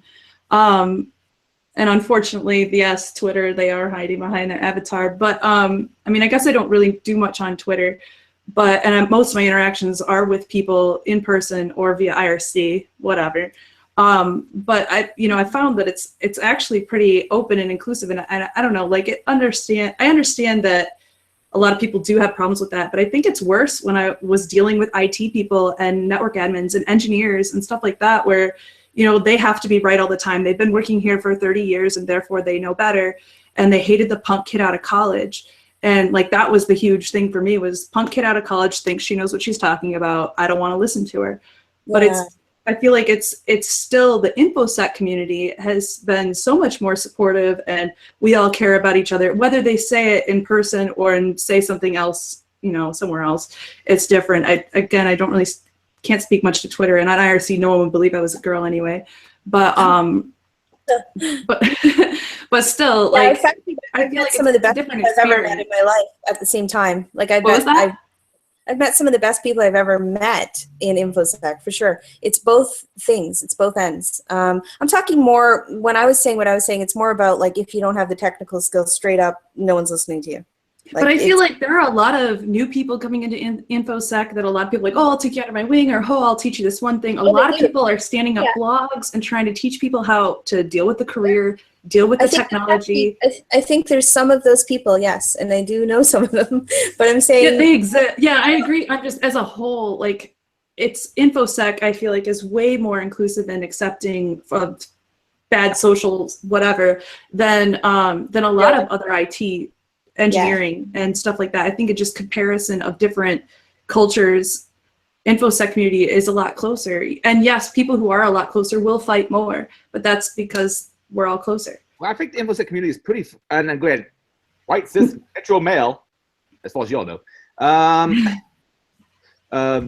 think it's pretty open to most people coming in, but some people who encounter, I mean, there's a bent of assholism perhaps, but keep in mind, if you're a minority or woman or somebody else, and people are being assholes in your community, keep in mind they're being assholes to each other also. I mean, guys are assholes to other guys. Isn't that like the whole dynamic, like the whole male dynamic? This is my speculation though. Like you have, it's kind of like you're competing. Like your whole thing is arguing your point, trying to prove that you're right, trying to have the advantage. And I think that kind of spills over into InfoSec with a primarily male-dominated environment. You know, you have to, you're dealing with social habits that don't think about being diplomatic. They don't think about how their words are going to be interpreted, right? You know, even on a straight tweet, you know, you don't even, women think about tone. Like I think about tone. Like if you're going to sit there and put all caps, I think you're yelling at me. Like it's all about how you perceive it. And if you don't have that experience on dealing with that kind of social dynamic, I think it kind of comes off as being an asshole when they probably don't even realize it. You know, I've dealt with a lot of different cultures in my startups, you know, people from the Middle East, people from India, China, you know, they all have different like culture behaviors that make them come off as assholes, but really they're not. That's just how they interact, you know, and it could be, you know, maybe that's, go ahead. Oh, so say that's like way like men interact. And also some men bond by giving each other a lot of shit. I thought they all smack each other's asses. But I do feel like it's okay. Absolutely. If you're not comfortable with the tone, the attitude, the way somebody's coming at you, whether you think it's cultural or them having a level of familiarity with you that they shouldn't have or whatever it is, I do think it's okay to just call them out on their bullshit too. Oh yeah, like, for sure. It's totally fine to be like, look, I don't want to talk about that kind of shit with you. Or, you know, what I see a lot too is this, like what we were talking about a minute ago, like stump the chump, right? So you're up on a conversation and then they're like, oh, you know, you're Amanda or you're Bat or you're Georgia. Oh, what do you think about this implementation of this particular control and Active Directory? And I'm like, actually, there's an asshole that George and I were referring to earlier who apparently goes to DEF CON to do that at one person's particular village. This stump the chump thing, it's like bullshit. Like whatever gave you the idea that I know anything about Active Directory. And so like, you know, we can't know everything about everything, but it's almost like sometimes there's just like that stump the chump thing that's just to see what we know. It just sounds like real life trolling someone. Stump the chomp. It just sounds like they're just trolling you. Yeah, it's totally. Well, a lot of guys totally do it because they want to rank themselves, but a lot of girls do it too. I mean, I actually don't know that. I don't know the many girls, but a lot of guys do it to each other. I know that. Like a lot of people want to see, like, all right, so say I'm this person in this field. I want to know where I rank against you in this field because that's my expertise, right? Where they wouldn't ask questions about something they had no clue anything about. So there's that, right? Well, now I get to ask the question that I know Adrian would love to hear about is that that it seems like there are, you know, I guess when we're talking Twitter, they may be guys pretending to be girls, but it seems like, you know, that there's a lot of, well, I can't say a lot because there's not a lot of women in InfoSec to start with, but there's a contingency of women in InfoSec or women in tech in general who seem to shout a lot about how awful it is to be a woman in tech and how they're so oppressed. Adrian loves to oppress people. Yes. So, what do you guys feel about that? I mean, do you think that ultimately hurts our cause, that, those of us who are trying to, be professional women, that, I feel like, at least in my case, I feel like a lot of guys are almost afraid to talk to me because they're afraid, I'm going to say that they, were awful to me and they hate women, and oh my God, somebody said something to me that I'm a special little snowflake who has to be treated differently, because those people, like, every time a guy ever says anything to them that they could be construed badly, they're gonna take to Twitter with it, and I think that scares a lot of guys off, and that hurts our cause. I mean, what do you guys feel about that?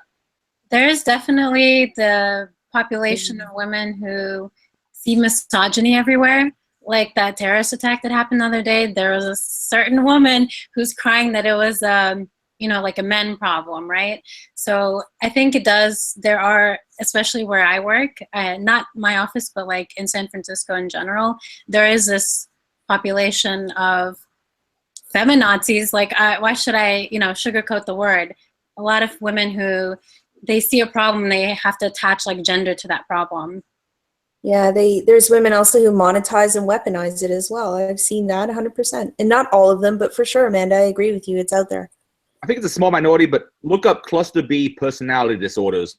There's a few I can think of that this applies to. I'm not saying it's very many. Guys, when they have a tendency to be insane, they get pushed to the side to a degree.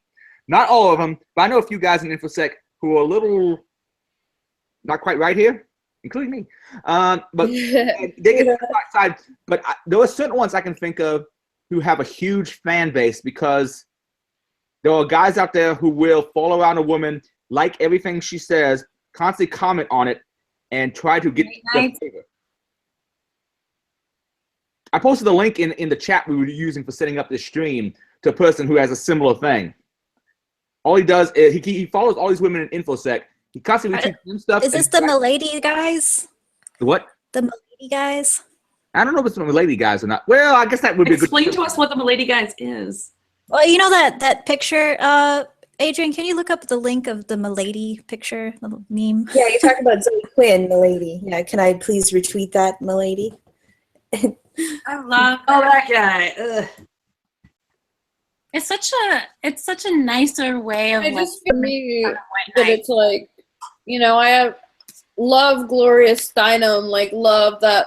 That whole era, and I'm not saying that there's still certainly not issues, in the world, even in America, around women, but I think that, people who, shout about it too much and make everything into a woman's issue are ultimately hurting our cause and making it, harder for women to succeed. And that's, that concerns me, I think, because I want to be able to compete with the boys. I happen to be female, but I'm technical. I can get up on any stage right up next to them. And, I think that, a lot of people being like, oh my God, there were no female speakers at this one conference, misogyny, that it scares a lot of people off. And, I don't want conferences to choose me just because I'm a girl. I want them to choose me because they think that my topic is relevant and they think that I'm a good speaker.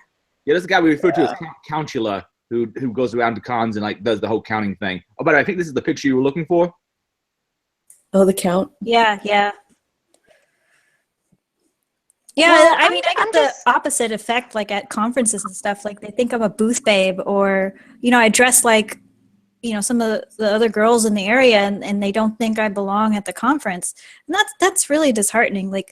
They look at me like an outsider until I open my mouth, which is really funny. Right. I love that when people think I'm somebody's date and then they know what my name is. I tell them my name, they're like, oh, you're the one who wrote? And I'm like, yeah. And their whole way of dealing with me changes. And that makes me laugh. I'm like, yeah, totally caught you on that one, mister. I had the opposite effect where I was going into a party. I was sneaking into a party for Blackout Lives at DEF CON, and these two really pretty girls were standing in front of me. They were like, "You don't belong here," and they like, "Get out of this line." So and I come up there like, "Come on in." I was like, "Are you serious? Like they didn't belong, but I do? Damn it! I'm not pretty enough. Damn it!" It was Wait, there's bad, nothing I but can say at this whatever. point that won't get me in trouble, is there? Never mind. I think you're pretty enough. I would keep you from Thanks, having a party. Adrian. You let me into the parties for other merit, sure. Yeah, and that's the whole thing, is like the whole stereotype of both sides. Like there shouldn't be, like I made that stupid Trump joke about the 400-pound hacker. It's like, yeah, not all of us are 400 pounds. Some of us are marathon runners or even Ninja Warrior attendees. So it's like, you know, what defines a security person? You know, does their hobbies define? Does their looks define? I think it's just their work. Yep, agreed. And I think it's interesting because, I mean, if you look back that, you know, before, I guess, I mean, not that InfoSec is mainstream, but it sure is in the news enough these days. But it's like when it was, you know, the people who are old enough and have been in the industry long enough to remember, which I'm certainly not one of them, but like, you know, Alexis Park days at DEF CON, and where there were no InfoSec jobs, so to speak, that it was basically a hobby and basically an illegal one, that, you know, it was a place ultimately in a lot of ways for misfits, that now, you know, that, I mean, it should be a place where, you know, people who have poor social skills, you know, are on the autism spectrum, are, you know, of all shapes, sizes, genders, what have yous, like to wear, you know, weird costumes like I used to do. That, you know, it should be a welcoming place for all who are, you know, interested in the topic. So, I mean, I would really, you know, like to see it be more of that place, both online and at events. I do want to add here, and if I'm sure if we were in person, you might, some of you might throw things at me, but I think that it's I think we have to caution ourselves from making blanket statements about groups of women who think that they're oppressed in tech, because we don't know their background, and they may very well have been oppressed by their employer, sexually harassed, dealt with douchebag male engineers, constantly been passed over for promotions that they were entitled to, entitled because of their skill levels and not because they were female. So I just want to caution folks listening to think that that we're not aware that that stuff happens, because I know for one, I've you know, air quotes, paid my dues in tech. I've dealt with every like bullshit male attitude and every bullshit female attitude, and honestly, and I, you know, I don't want to ruffle any feathers here, but I've experienced just as much misogyny from women as I have from men. And so It's okay. I will only ever throw stories at you.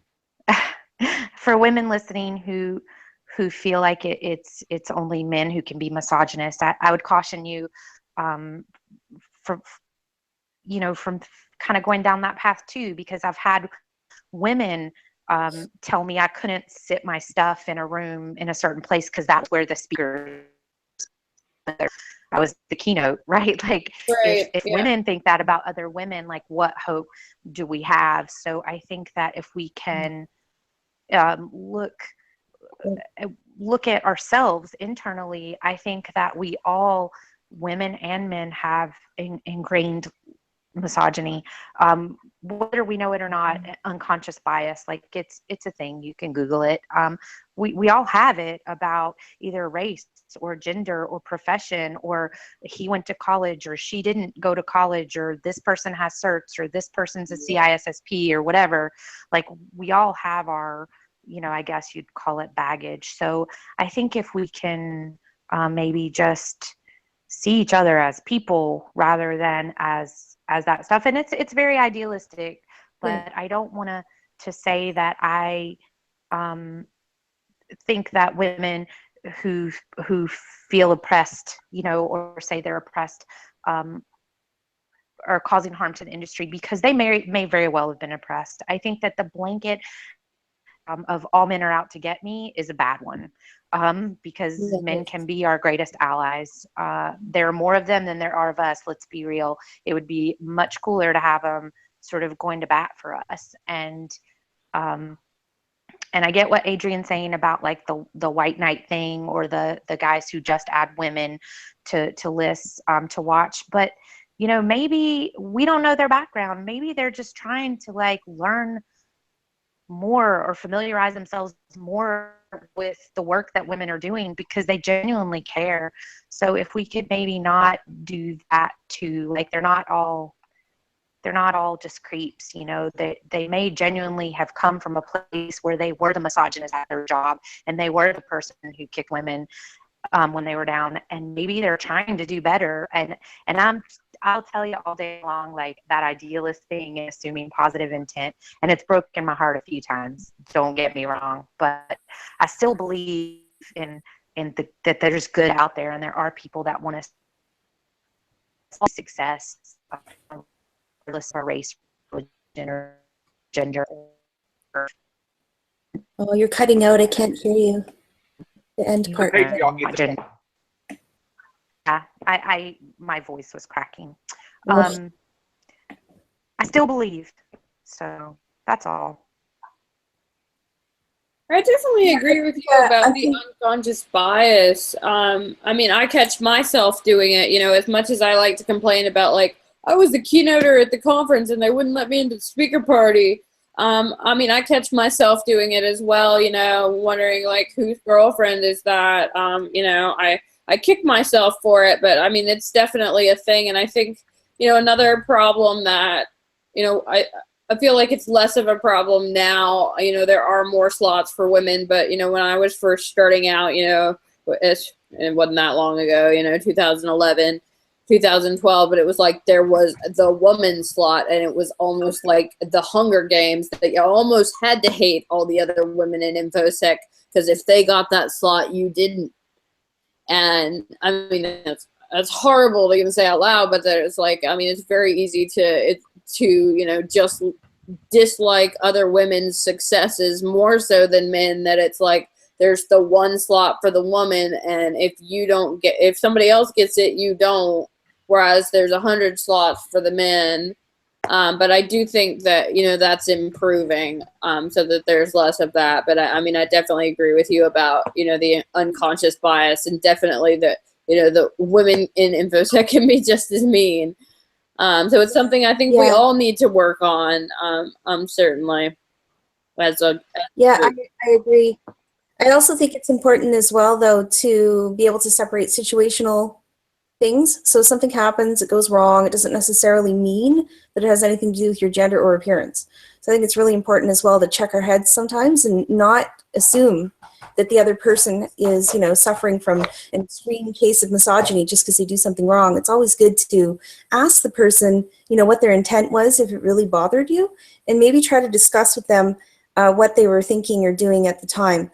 Instead of just going, oh, well, that person, you know, obviously is, you know, a misogynist, or, you know, labeling them publicly or even in your own head. I think it's really important to give people a chance to discuss and explain, unless they're absolute assholes and they just need, you know, to get the hell out of here. But that's, you know, that's what I mean. There's context, there's situational things that need to happen. You need to ask yourself, I think everybody should do this no matter what. You know, what was the intent? And I think that's also part of interpersonal communication, right? Like that's something everybody in every field needs to work on. Yeah. Mm-hmm. Yeah, I mean, that's the thing, is like you give people the benefit of the doubt. They explain themselves by their actions, and then you can make a decision whether or not, you know, you want to be around that person. Like, I'm a paranoid person. I carry mace on me. I see everyone as a threat. So, you know, I'm very wary, but, you know, I'll still, I won't judge people, you know, at first glance. You know, people will look at their appearance and assume this thing, but, you know, if you know the work that they do and you know how to get around their social issue, then it really doesn't matter at that point. Right. And I think that if we as, you know, professionals and other professionals can learn to kind of set that example, right? That like if you have constructive criticism, be constructive. And if you want to attack the code, attack the code, but kind of separate, you know, separate the work that you do and the work that's being attacked from like you as a person being attacked. And that can be difficult unless they like throw the word bitch in there, and then you know that they're totally attacking you. But if we could try to not be quite so sensitive when we're faced with criticism that comes from a constructive place. I'm definitely not talking about people who are just being douchey, but it's hard. And I work with folks every day who feel personally attacked if you find like a problem with their work or their code. And you're telling them their baby's ugly. Right. And it's a shame, right? And I think it's also hard, you know, when you're getting, you know, 20 people who are being a douchebag, and then there's, you know, the one person who is doing the constructive criticism, you know, not to lash out at that person. You know, I've definitely fallen victim to that, you know, I've had a lot of people, you know, dogpiling on, you know, oh, Georgia can't write a GUI that doesn't have no command injection in it. And then there's, you know, a couple people who actually are even offering to help, but all the other stuff, you know, gets in the way, and that, you know, I come off, you know, not being nice to those people who are actually trying to help me. So I think that, I mean, it's definitely difficult, but I think, you know, the whole, like, you know, George Washington always said, I guess, like, either count to 10 or count to 100 before you respond. I mean, it's something I struggle with. You know, no social skills, but, you know, I mean, it's hard. I think that's the beauty of being in chat. Like, you have a couple of moments to respond. And I find that it's easier for me to do text and email, than being in person. Like, I really don't like being on the phone. I don't like talking in person. I'm a completely different person from in work and outside of work. Like, at work, it's all work. Like, I just talk about work. And then there are times, like, outside where I'm just like an extrovert. So it's I don't know. It's a weird dynamic. Yeah, you're pretty extroverted in Zoo chat, Amanda. Yeah, well, you know, that's not. I don't think I'm working. You're definitely not.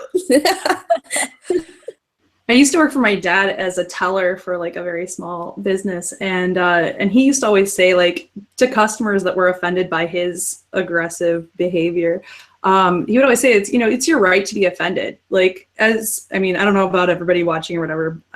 In America, we're allowed to have people say offensive things to us, and then we're allowed to be offended by what they said.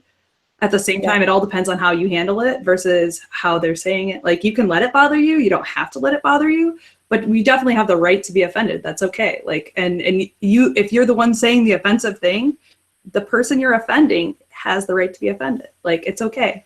You're like, if you tell them their code's ugly, their baby's ugly, their code might be ugly, their baby might be ugly, but, you know, it's on them if they want to fix that or not. And if, you know, if it's just like someone blowing smoke up someone's ass, like, you don't have to fix it. You can choose that, like, hey, that person's just being a douchebag, I don't have to listen to them.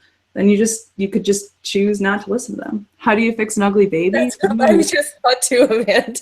You give them time, because babies are all ugly, and once they get to like bigger babies, they're less ugly and they have personality and they grow and they do things. But when they're you say makeup. We'll never underestimate, like, the power of, well, at least in my case, people, you know, telling me I can't do something, people telling me I'm not capable. It's always been a very powerful motivator for me. Somebody tells me I can't, I assure you I'm gonna do it.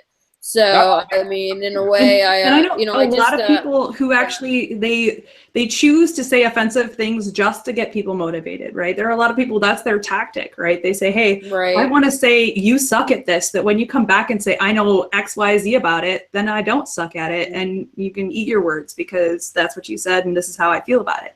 But I mean, it's different than a lot of people who might like sulk and like end up in a corner somewhere like, oh, I can't believe they said that, it sucks, I must be terrible. But everybody's terrible, everybody sucks.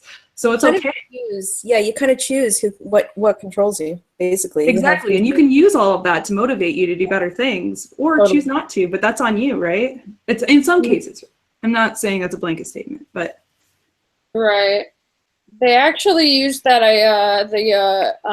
trailer for this documentary. I did it ages ago, but they did a documentary on cybersecurity on PBS. It's coming out in June, but in the trailer, the quote that they used from me was basically me thanking all my haters because they had motivated me by telling me I couldn't, be these things. So, now I am and will continue to be these things because my haters told me that I couldn't be. So basically, me in the trailers being, thank you, haters. I think everyone has that someone to prove against. I think sometimes it's just yourself, right? Like just to bring yourself where you want to go. But yeah, I think there is a bit of that in a lot of people's experience that people say, no, you can't, so you totally fucking do. Yeah. I'm an extrovert, so I don't usually challenge myself, which I probably should a lot more than I do. But I definitely enjoy like the challenges of other people. When they raise the bar, I want to go with them, right? But Yeah. like I had an instructor in college who like I had the highest grade in class and I had a C. And it sucked. It sucked real bad. But it reminded me that I have a lot of room to grow. And I liked that. I liked that a lot because I didn't want to stop and say, hey, I'm an all-A student in this and now I got this C and I suck. No, I can use that and show what I need to do to progress and actually become better at what I'm doing instead of this class that kind of like dragged everybody down. Yeah, well, I mean, if you got a C and you're at top of class, there's probably also something wrong with the material and or the professor. Well, it's okay. Well, so here's the thing. So She, this like, instructor hacked the grade, though, specifically, specifically, he had not changed his curriculum. And in previous classes, that you would be prepared to handle his curriculum. But earlier classes got dumbed down for a lot of people who wanted to join computer science as computer science course. And so they dumbed down all the rest of them. So you wouldn't, like, when you get to this course, it's really hard. And it shouldn't have been really hard if they had kept the rest of the curriculum up to this standard. Right, But so there was this instructor would not budge. He would not let it go. So he made a point to say, I'm not changing it just for you guys. I'm going to make it as hard as it was. And that, to me, I thought that was really an awesome challenge instead of something that was like, shit on you. Sorry. Well, guys, I actually have to get back to a pen test, so I'm going to drop off. So I've got to pseudo cry about my book almost not coming out and being bullied, and got to talk about my documentary and got to talk a little bit about my product. I did put a couple things in the chat. So Adrian, if you are publishing the show notes publicly, I would really appreciate if you put those in there. Thank you guys for having me. I'd love to continue the conversation, but like I said, I actually have to Georgia, get back to a before you pen go, test. I just want to let you know, I used your book for my class. I was teaching at a community college this last semester. I used your book, and all of them would be super excited for a second edition. They love the material, but they would like it with a newer spin. So that's like all of my students at you. We're all looking forward to it. Well, I appreciate that you used it, and I will try and get it on my list quickly. I've got a lot going on, with the startup, but it's definitely something I would like to do in an ideal world very quickly. So thank you guys for having me. I appreciate it. Thanks for being on, Georgia. All right. Bye. Have a good night. Bye. So I don't want to be the buzzkill that also drops off right when Georgia does, but I have a 6 a.m. flight to DC to talk cyber executive orders. So I too am going to have to drop off. But I think Adrian said it was only going to be till 9 anyway, right? Yeah. Well, yeah, I want to at least get 2 hours out of it. Oh yeah, Well, yeah. If it's up till 9, I think this is a good time for me to drop off. All right, ladies. Oh my God. I appreciate all you ladies. You can just oppress Kate for the next like 20 minutes if you want I'm to. going to just slam the rest of my vodka Red Bull and I'm out. Good night, everyone. Thank you so much, Have a great Adrian. night. You all have a good night. Thank you all for joining. Bye. Bye-bye. Bye.